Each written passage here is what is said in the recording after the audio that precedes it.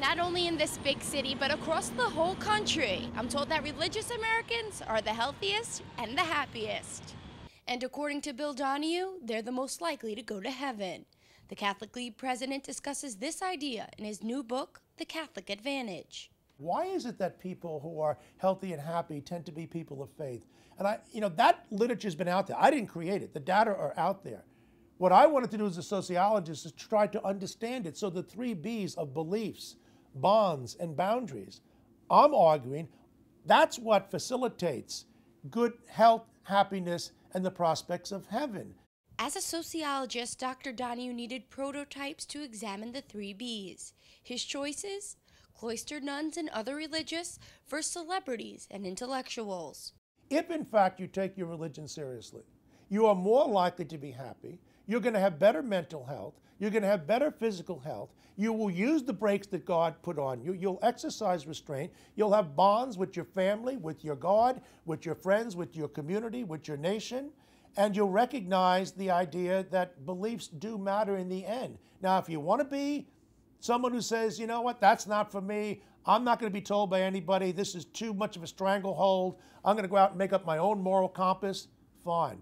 I've seen what happens. Loneliness, suicidal tendencies, depression, they're not found in the cloistered nuns. They're found in Tinseltown, and there's a reason for that. But what Dr. Donohue outlines as a simple argument has stirred up some expected controversy.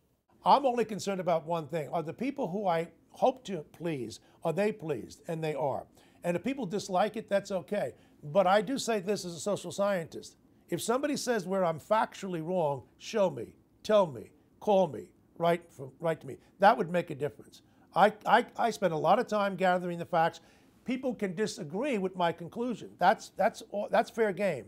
But I don't think people are going to come back and say, well, he just made this up. No, I didn't make it up. And I drew on an awful lot of non-Catholic sources and scientists intentionally so as to disabuse this argument that this is just Donohue's opinion. But for those who push the book aside, Dr. Donohue says he has the last laugh.